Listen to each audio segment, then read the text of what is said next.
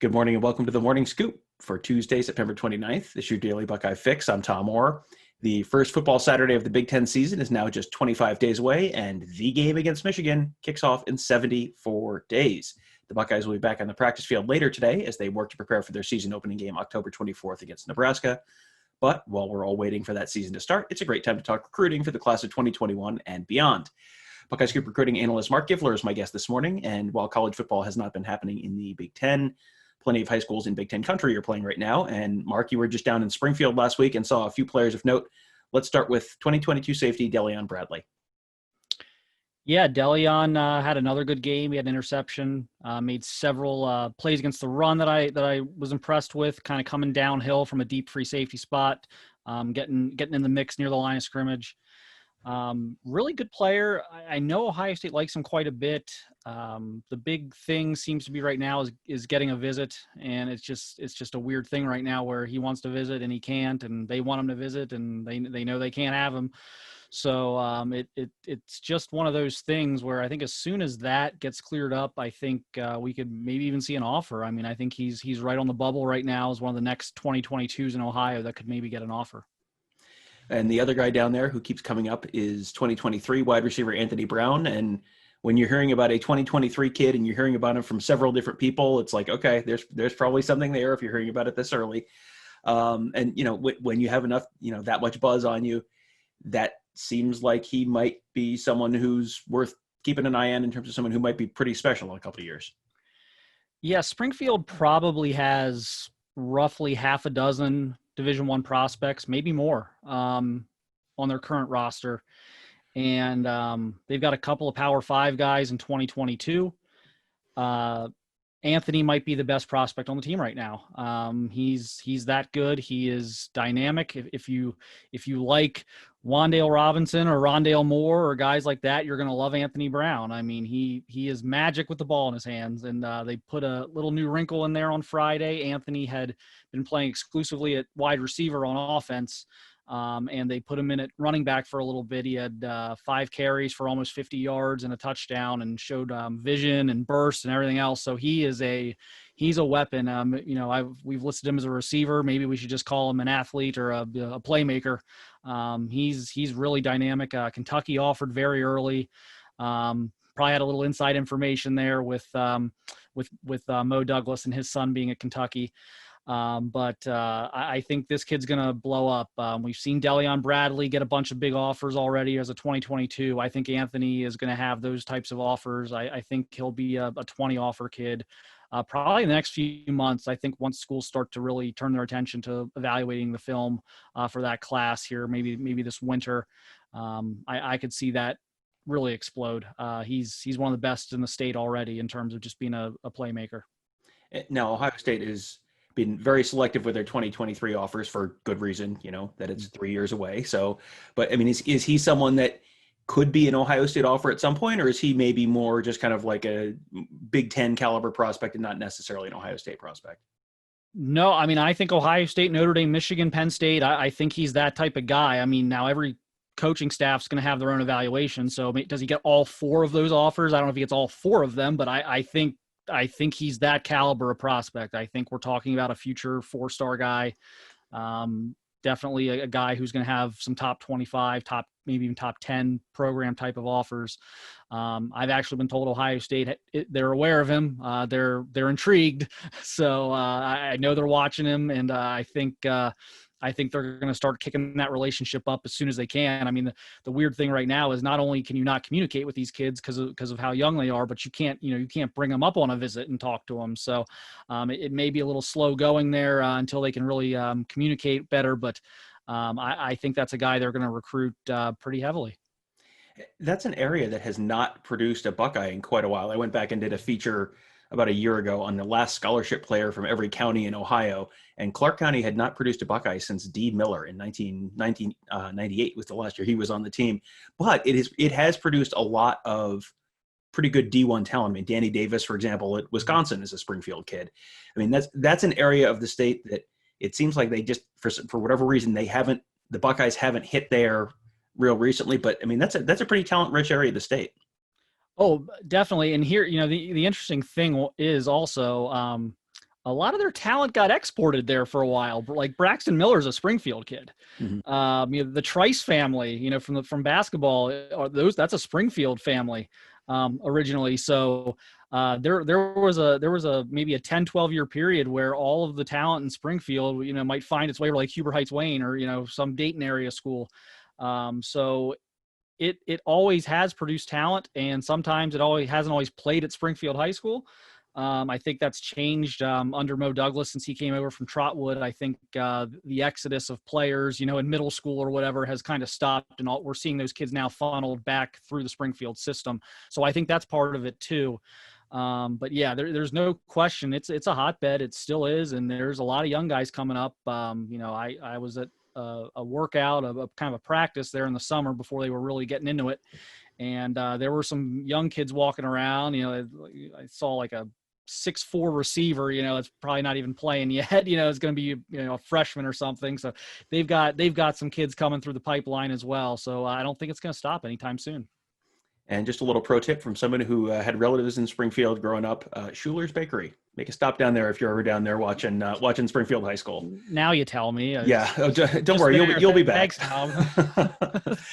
And Mark, you also had a complete rundown of the state of the class in your Buckeye Scoop column on Sunday. There was a ton of good information in there for Buckeye Scoop subscribers. And hey, this is a good place for me to give you a plug. Hey, might be a good time to consider subscribing to Buckeye Scoop. Got some football games coming up pretty soon, and a ton of great recruiting coverage, including Mark's Buckeye Scoop column. But we'll give people just a little taste right now of what was in there. You went kind of through a lot of the names that have been bandied about with the 2021 class and where you think Ohio State stands with all of them. There were, I don't know, probably a dozen names in there, maybe more. Let's start with an easy one. Who is the next player who you think is going to be someone that gets Mark Pantoni tweeting out a boom tweet at some point in for the 2021 class? Yeah, if I had to bet on it, I would bet on a flip of Zen Michalski. He's currently committed to Louisville. He's out of Southeast Indiana, right there across the border, really, from Louisville. Offensive tackle prospect that they've kind of zeroed in on. Obviously, that's a big need right now. So that's a guy they've really zeroed in on. You haven't seen them spraying, 20 offers around, which kind of tells me they feel like they're right in that. I think there's a good chance for a flip there. I would throw out a Emeka Egbuka as a possibility too, but I'm just not sure what the timeline is going to be there. I think it's going to happen. There's not going to be official visits now, but he may want to announce at an all-star game. Who knows, how that's actually going to, go down. But I think he's another one, maybe kind of a 1B to watch. Not too distant future. It just kind of depends what he wants to do in terms of, an all-star game or something like that.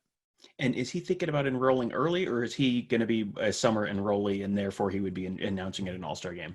Yeah. So I know JT is going to be doing the February signing thing with Emeka. My understanding is that he was going to wait. But that could change. You can get this bumped up. I know because when Stanford was involved, and they still are to an extent. Stanford's not going to generally take the early enrollee guys. So the plan was to wait, but that may be something I have to check on here in the next few weeks. But I believe he'll wait.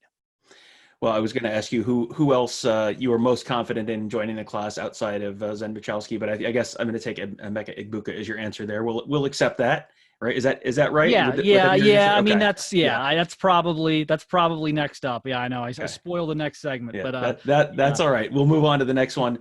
From the happy news to the unhappy news. Who is it in this class that is maybe the guy who you see a lot of people talking about as like, oh, you don't know, maybe it could be Ohio State, that you think is a very, very long shot?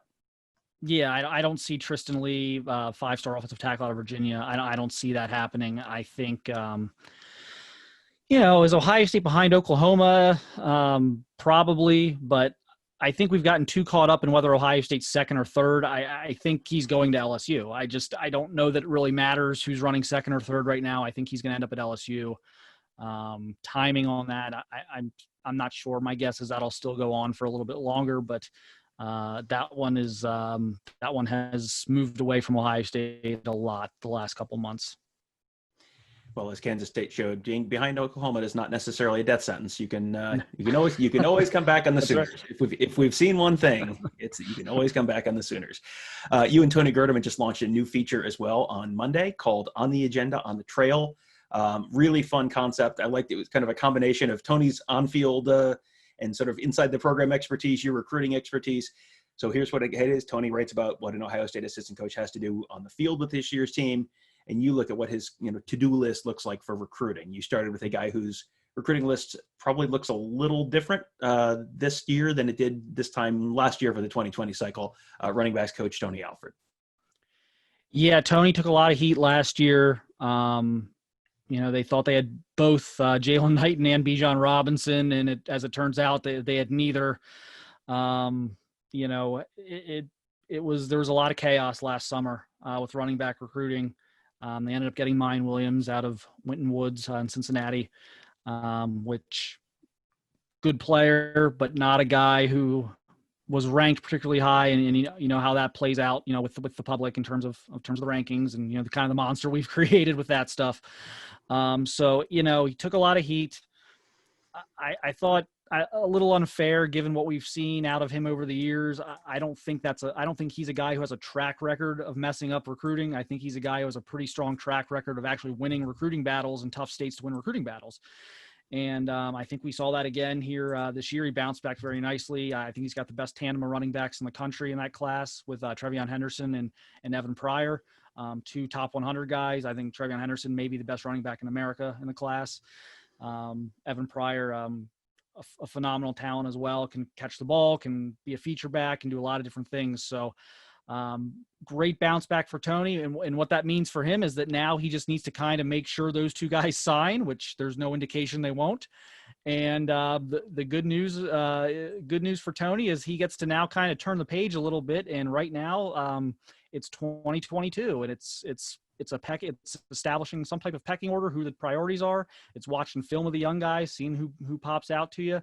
And it's, trying, September 1st, the contact window opens. So it's building relationships with those guys. And Nick Singleton out of Governor Mifflin High School in Pennsylvania, probably 15, 20 minutes from where I grew up, is a top guy for them. And he's really done a good job early there with Singleton. And Damari Alston out of Georgia, out of Atlanta, is another guy they like a lot. And I think those two are probably, if you're looking for a way too early, top two, I think those are as good of picks as any in terms of guys that they like and that like Ohio State. So, finding other guys to maybe join that list and kind of figuring out if it's going to be a 1 or 2 back class. Those are kind of the things he needs to focus on right now, but he did a great job in 21 and now he gets to kind of turn the page.